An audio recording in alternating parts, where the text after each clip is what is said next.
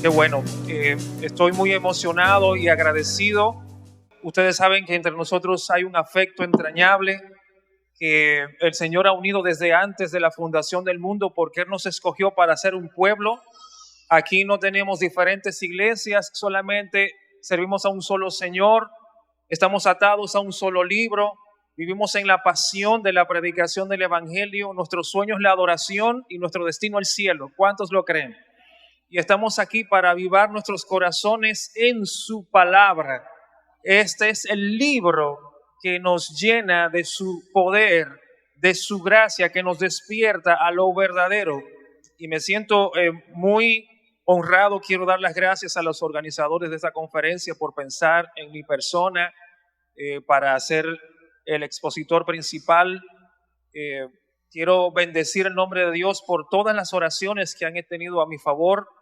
Mi familia y yo hemos sido testigos de cómo la buena mano de Dios ha ido prosperando su palabra en nosotros y nos preservó hasta el día de hoy. Así que de todo corazón, gracias. Quiero darle las gracias a mis pastores, al pastor Willy Bayonet y al pastor Alan Gómez y a mi amada iglesia. Y de parte de ellos traer un saludo afectuoso para todos ustedes que están aquí y para los que nos ven en los medios digitales. Y también decirles que hemos orado por ustedes y que nosotros confiamos que de aquí saldremos renovados en el Señor. ¿Cuántos vinieron a ser renovados en el Señor? Y creo que el tema es tan puntual y tan oportuno. Pero antes de iniciar, quiero pedirles permiso para llamar a mi amada esposa y mostrarles a ustedes la belleza. Sí, porque no me la dio a mí, se la dio a ella. Y entonces a ella me la dio a mí para que me hermoseara un poco más. Gracias a ustedes. Dime, bella. Perla y Josué están por ahí, están casi del tamaño de nosotros. Y ustedes saben que hubo una temporada en que tuvimos una jornada intensa de oración y esos son los resultados. Niños hermosos para el reino de los cielos. Bien, gracias, mi amor. Sí, esa muchacha es una bendición. Amados míos, quiero invitarles por un momento a ir conmigo al libro de Apocalipsis. Hoy quiero concentrar su atención en las Escrituras. Esta noche quiero traer 4 propósitos básicos para trazar la palabra de Dios con ustedes. El primero es de exhortación. Exhortar cada corazón que está en este lugar y aquellos que nos sigan a través de los medios digitales a volvernos al fundamento de la palabra de Dios. Este es el punto de la historia donde necesitamos fundamentarnos en la palabra, establecernos en la palabra, ser confirmados en la palabra. En segundo lugar, quiero proponerles ser motivados por la palabra de Dios. Si hay un momento donde el desaliento se ha apoderado del corazón de la humanidad, este es. La pandemia ha traído frustración, vergüenza, dolor, desesperación y un futuro incierto. Pero los que creen en el Señor Jesucristo tienen un futuro de esperanza. Ellos van de poder en poder y de gloria en gloria. Para ellos esto no termina en derrota, termina en gloria. Termina en bendición en la eternidad, con uno que ha salido para vencer, que jamás ha sido vencido, y aquellos que creen en Él son más que vencedores. Por otro lado, también quiero proponerte que consideremos los peligros del momento que nos ha tocado vivir. Hermanos, estamos en el último tiempo. Si no estás persuadido de ello, persuádete, estamos en el último tiempo. Desde que Cristo apareció en la historia hasta que regrese otra vez, entramos en el último tiempo. Y en el último tiempo, Satanás va a intentar frenar el avance del Evangelio, atacar ferozmente la iglesia, pero nosotros estamos del lado del verdadero. La Biblia dice, si el diablo te ataca, refúgiate en Cristo Jesús. Resistid al diablo, acercaos a Dios y Él huirá de vosotros. El hombre fuerte fue atado, Cristo lo ató para salvarte. Y ahora Él no tiene poder sobre ti, porque tu Señor reina sobre todas las cosas. Así que aliento tu vida y tu corazón a seguir adelante. No te detengas, no desmayes. Pasarás por dolor, persecución, vergüenza y procesos, pero de todos ellos saldrás siendo más que vencedor. Y por otro lado te advierto, este es el momento de ser confirmados en la fe.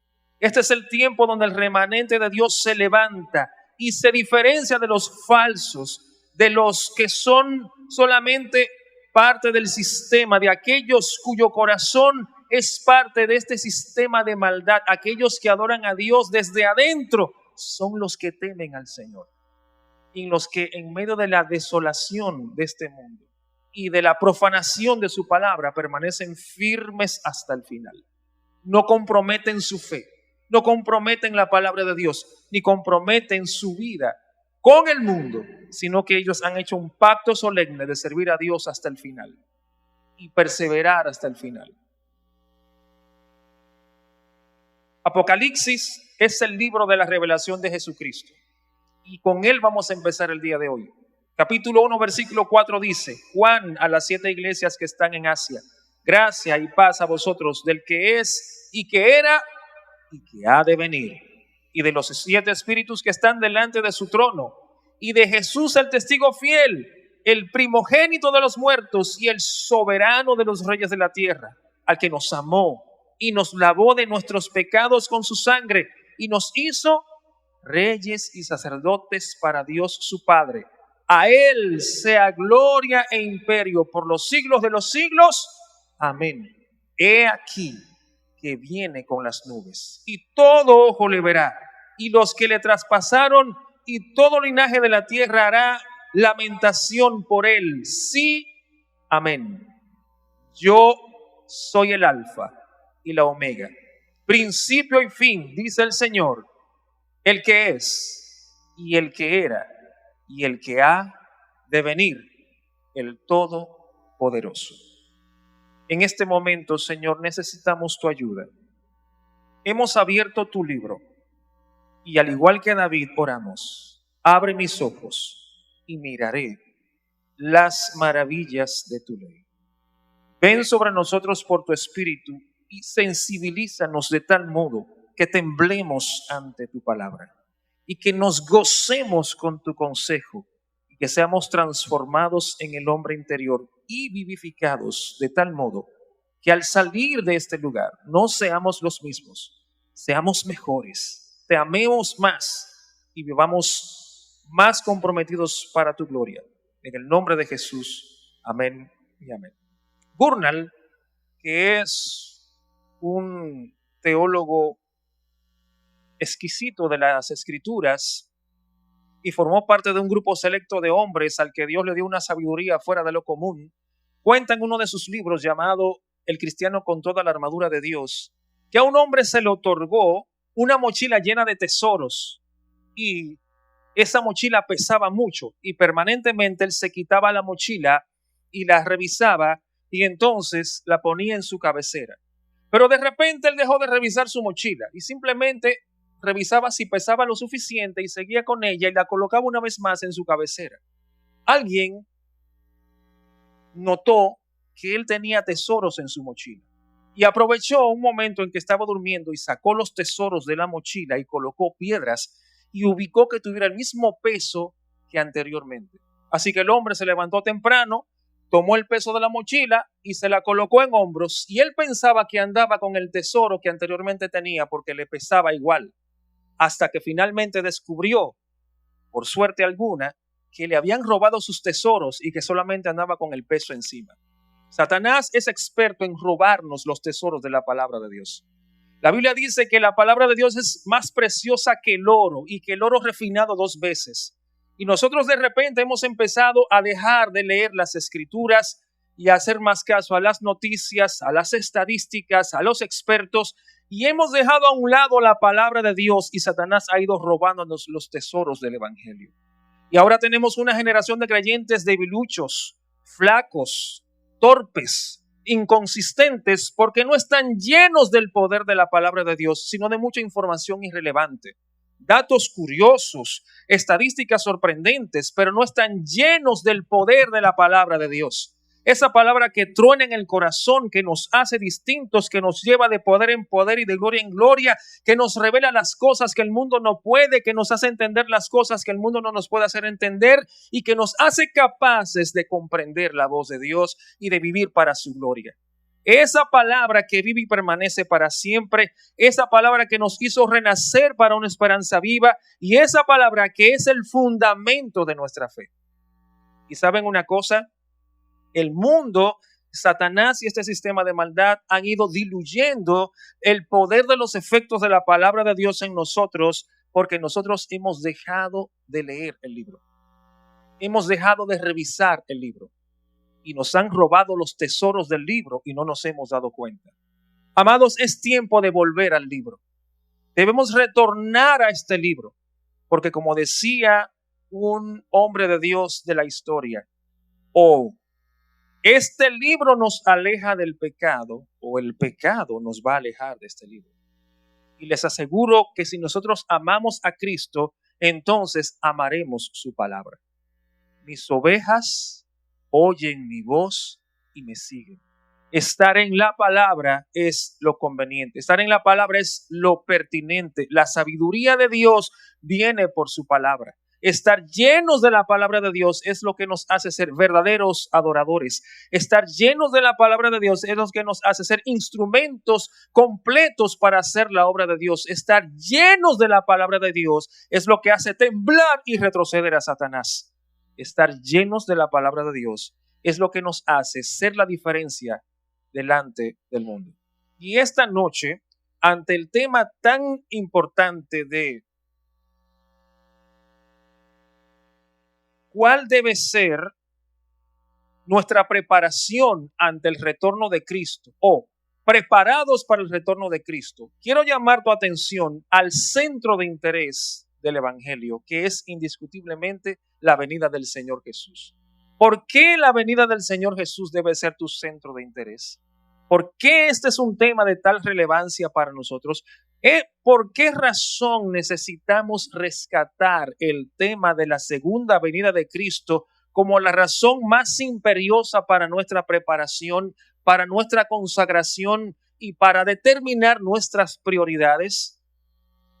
Ese es el tema de interés y le pido al Espíritu de Dios que me haga capaz de lograrlo. Manos a la obra. En primer lugar, quiero que sepas que este tema es de vital importancia porque tiene que ver con los grandes temas del Evangelio. La venida de Cristo representa la aparición de Dios en medio de la historia de la humanidad, la puesta en ejecución de su plan eterno para salvar a los pecadores, pero no solamente esto, sino que también tiene que ver con sus planes eternos de llevarnos a su presencia para disfrutar por siempre con Él. Tiene que ver con esta vida y con la vida venidera. Tiene que ver con la salvación de los pecadores y con la iglesia, con la novia. Tiene que ver con hacer que tú nazcas de nuevo y con las bodas del Cordero. El pasado, el presente y el futuro de la historia de la humanidad tienen que ver con las venidas de Cristo, pero esencialmente la vida de la iglesia. La segunda venida de Cristo es el centro de interés en todas las escrituras. Se estima que por cada 30 versículos que hay en la Biblia, uno menciona esta doctrina. De cada un versículo que menciona la primera venida de Cristo, hay 8 que mencionan acerca de la segunda. Hay libros enteros de la Escritura orientados solamente a hablar de la segunda venida de Cristo. Primera y segunda Tesalonicenses y sobre todo Apocalipsis. Hay capítulos completos que subrayan este evento como esencial, trascendental y monumental para la fe cristiana. Mateo capítulo 24, Marcos capítulo 13, Lucas capítulo 21. Porque este es el propósito del plan eterno de Dios. La segunda venida es el propósito esencial del plan eterno de Dios. Bendito sea el Dios y Padre de nuestro Señor Jesucristo, dice primera de Pedro 3, que según su gran misericordia nos hizo renacer para una esperanza viva por la resurrección de Cristo de entre los muertos, para una herencia incorruptible, incontaminada e inmarcesible, reservada ¿dónde? En los cielos para ustedes, que sois guardados por el poder de Dios mediante la fe, para alcanzar la salvación que está preparada para ser manifestada a su debido tiempo. Pero también por causa de la prioridad que le dieron los profetas en el Antiguo Testamento. En el Antiguo Testamento vemos que los hombres de Dios, todos estaban concentrados en la primera venida de Cristo, que implicaba la segunda venida de Cristo, porque ellos lo veían como un evento único. la primera y la segunda venida de Cristo. Eso tiene un nombre, escorzo profético. Dice, Primera de Pedro 1:11, escudriñando qué persona y qué tiempo indicaban por el Espíritu de Cristo sobre ellos, el cual anunciaba de antemano los sufrimientos de Cristo y las glorias tras él. ¿Vieron las dos cosas? La primera venida, los sufrimientos de Cristo. La segunda venida, la gloria que vendría tras ellos. Los dos eventos en uno solo. Pero también por causa de la certeza de los ángeles. La Biblia dice que los ángeles le aseguraron a los hombres que vieron a Jesús ascender a los cielos. En Hechos capítulo 1, versículo 11 dice, los cuales también le dijeron, varones galileos, ¿por qué estáis mirando al cielo? Este mismo Jesús, ¿quién? Este mismo Jesús que ha sido tomado de vosotros al cielo, así vendrá como le habéis visto ir al cielo, gloria al Señor. Pero no solamente por esto, sino por causa de la certeza de los demonios. Marcos capítulo 8, versículo 29 dice, y clamaron diciendo, ¿qué tienes con nosotros, Jesús, Hijo de Dios? Has venido acá para atormentarnos antes de tiempo.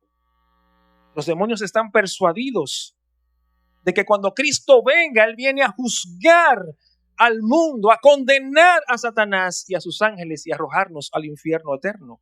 Así que ellos están a la expectativa de esta venida y saben que la cosa no va a durar mucho. Pero además, por el gemido cósmico de la creación, Romanos capítulo 8, versículo 19 dice, porque el anhelo ferviente de la creación es el aguardar la manifestación de los hijos de Dios, porque la creación misma, versículo 21, será liberada de la esclavitud de corrupción a libertad gloriosa de los hijos de Dios. Versículo 22, porque sabemos que toda la creación gime y aún está con dolores de parto hasta ahora, esperando que Cristo venga. Pero también por la prioridad que le dieron los apóstoles. Los apóstoles todos presentaron la segunda venida de Cristo como una prioridad inminente para la iglesia. Primera Tesalonicenses 4, 16, 17 dice, porque el Señor mismo, con voz de mando, con voz de arcángel, con trompeta de Dios, descenderá del cielo y los muertos en Cristo resucitarán primero. Gloria al Señor. Hebreos capítulo 9, versículo 18 dice, así también Cristo fue ofrecido una sola vez para llevar los pecados de muchos y aparecerá por segunda vez sin relación al pecado para salvar a los que en él esperan. Primera Timoteo capítulo 4, versículo 1 dice, te encarezco delante de Dios y del Señor Jesucristo, que juzgará a los vivos y a los muertos en su manifestación en su reino, que prediques la palabra. Primera de Juan capítulo 2 versículo 28 dice, ahora hijitos, permaneced en él, para que cuando él se manifieste tengamos confianza, para que en su venida no nos alejemos avergonzados. Judas versículos 14 y 15 dice, de estos también profetizó Enoc, séptimo desde Adán, diciendo, he aquí vino el Señor con sus santas decenas de millares para hacer juicio contra todos y dejar convicto a todos los impíos de todas sus obras impías que han hecho y de todas las cosas duras que los pecadores impíos han hablado contra el Señor. Hebreos capítulo 10 versículo 36 remacha diciendo, porque os es necesaria la paciencia. ¿Qué nos es necesaria?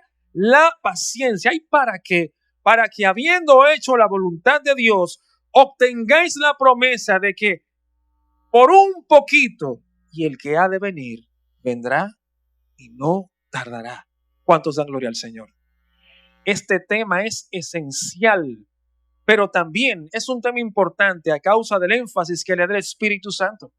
En el libro de Apocalipsis, versículo 22, la sentencia divina dice, y el Espíritu y la esposa dicen, ven, y el que oye diga, ven, Señor. ¿Sabes por qué? Porque todo el que tiene el Espíritu Santo clama junto con el Espíritu Santo, sí, Señor, ven. Pero lo más interesante de todo esto es que Jesús mismo dijo que vendría. No solamente el Padre a través de los profetas, no solamente los apóstoles, no solamente la historia, no solamente la historia de la iglesia a través del credo apostólico, de la Didaché o de la historia de las confesiones, sino que Jesucristo mismo nos ha dicho que Él viene. Juan capítulo 14, versículo 2 dice: en la casa de mi Padre muchas moradas hay. Si no fuera así, yo los hubiese dicho. Voy pues a preparar lugar para vosotros, y si me fuere a os preparar el lugar, vendré otra vez. Mateo capítulo 24, versículo 27 dice: porque como el relámpago que sale del oriente y se muestra hasta el occidente, así será también la venida del Hijo del Hombre. Mateo capítulo 25, versículo 13 dice: velad pues, porque no sabéis el día ni la hora en que el Hijo del Hombre ha de venir. Marcos capítulo 13, versículo 24 dice: porque en aquellos días, después de aquella tribulación, el sol se oscurecerá y la luna no dará su resplandor, y las estrellas caerán del cielo, y las potencias que están en los cielos serán conmovidas. Entonces verán al Hijo del Hombre que vendrá en las nubes con gran poder y gloria. ¿Puedes alabar el nombre de tu Señor? Lucas capítulo 21, versículo 23 dice: velad pues en todo tiempo, orando que seáis tenidos por dignos de escapar de todas estas cosas que vendrán y de estar en pie delante del Hijo del Hombre. Y Apocalipsis capítulo 22, versículo 7 dice: he aquí vengo pronto. Bienaventurado el que guarda las palabras de la profecía de este libro. Y el versículo 12 del mismo capítulo dice: he aquí vengo pronto, y mi galardón conmigo, para recompensar a cada uno según su obra. Bendice el nombre del Señor en tu corazón. Cristo viene por ti, a causa de ti, y a recompensar tu fe, tu fidelidad. Amados míos, este es un tema central no solamente por lo que Cristo ha dicho, sino por las imágenes que el Espíritu Santo ha tomado para hablar acerca de la segunda venida, las bodas del Cordero, la esperanza bienaventurada, la herencia incorruptible, el banquete del Cordero, el lugar donde habrá calles de oro y mar de cristal, el lugar donde no habrá llanto, clamor ni dolor, cielo nuevo, tierra nueva, una reunión con los que tú amas, que han partido primero, pero en victoria. Allí veré a mis padres que partieron primero con el Señor. Allí veré a Quintino. Allí veré a los hermanos de Cotuí, en los que crecí cuando era pequeño. Los vi terminar en fe y en victoria, y voy a abrazarlos en un abrazo eterno en la presencia del Señor. Y vamos a llorar, pero no de tristeza, sino de gozo, al decir: el Señor cumplió su palabra, bendito sea su nombre. Porque todos los que han muerto en Cristo resucitarán primero. Eso es lo que dice la palabra del Señor. Y no resucitarán como si fueran derrotados, sino como aquellos que vencieron en el nombre de Cristo. Esa es la esperanza de gloria a nuestros amados que han partido con Él. Y veremos a los grandes hombres de Dios, a Elías, a Moisés. Veremos a David y le preguntaremos: cuéntame lo que hiciste. Cuéntame de tus experiencias con Jesús. Si esa es nuestra expectativa, despierta que tú eres ciudadano del reino de los cielos.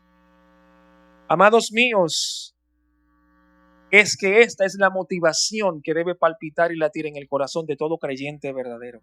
Romanos capítulo 8, versículo 22 dice algo muy interesante. Escucha lo que dice: porque sabemos que toda la creación gime. ¿Quién es que gimen?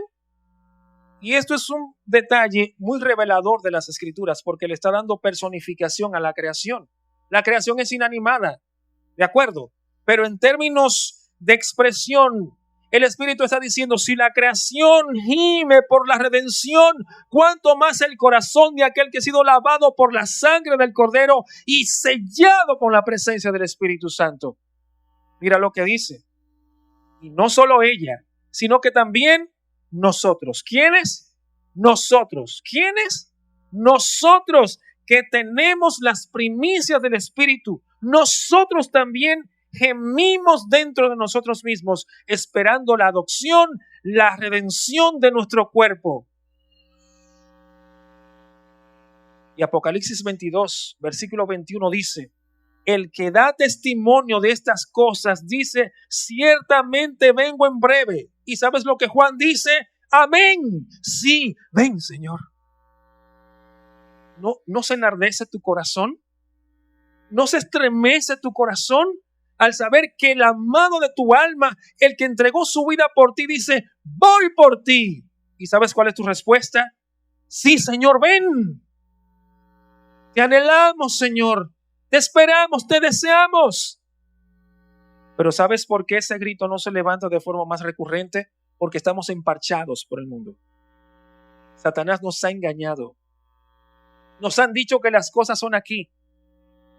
Nos han dicho que tenemos que procurar riqueza y fama aquí. Nos han dicho que todo empieza y termina aquí. Que tienes que tener una casa próspera, un automóvil próspero, viajar mucho. Y eso es verdad, pero es mentira. La Biblia dice: buscad primeramente el reino de Dios y su justicia, y todas las demás cosas serán añadidas. ¿De qué le vale al hombre ganar todo el mundo? Tú no eres de este mundo.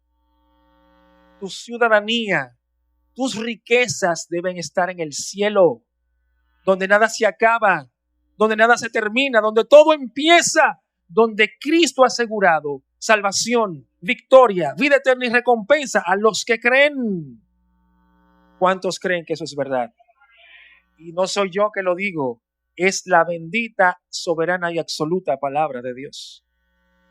Quiero terminar esta noche con algunas aplicaciones. La primera de ellas es la siguiente. Si estás convencido como yo de lo que dice la Biblia, de que el retorno de Cristo es verdadero, de que el retorno de Cristo es puntual y es el centro de interés de Dios, entonces debe ser tu centro de interés. Porque si tú amas a Cristo, tú escuchas la voz de Cristo. Si tú amas a Cristo, tú amas lo que Cristo ama. Si Cristo ama a la iglesia, tú amas la iglesia. Si Cristo ama el cielo, tú amas el cielo. Si Cristo ha prometido que viene, tú amas la venida de Cristo. Nosotros somos gente del libro. Nosotros amamos lo que Dios amamos. Por eso no amamos el mundo. Por eso no seguimos el mundo, porque nosotros amamos al que nos amó a nosotros primero. Nosotros le amamos a Él porque nos amó a nosotros primero. Así que no descansamos en nuestras expectativas humanas, sino en sus promesas y en sus propuestas. Y Dios ha dicho: quitad la mira en las cosas de la tierra y poned la mira en las cosas de arriba, donde está Cristo sentado a la diestra de Dios. ¿Sabes por qué? Porque donde está tu tesoro, allí está tu corazón. Así que una pregunta importante que tienes que hacerte esta noche es: ¿dónde está mi centro de interés? ¿Cuál es mi prioridad? En otras palabras, ¿a qué yo le estoy dedicando mi tiempo, mis recursos, mi talento, mi pasión y mi empeño? ¿A hacer crecer mi economía? ¿A comprar una jipeta del año? ¿A tener millas para viajar? ¿O a invertir en el reino de los cielos? ¿A predicar el evangelio?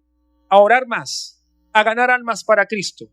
¿A adorar en la libertad del Espíritu?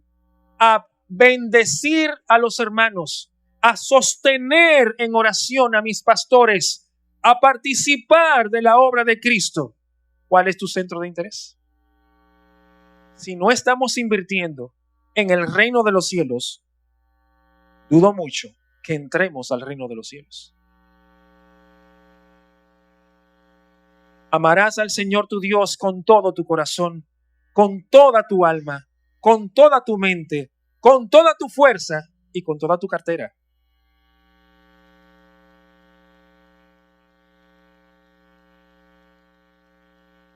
Y esto, amados míos, es algo con lo que no podemos nosotros jugar.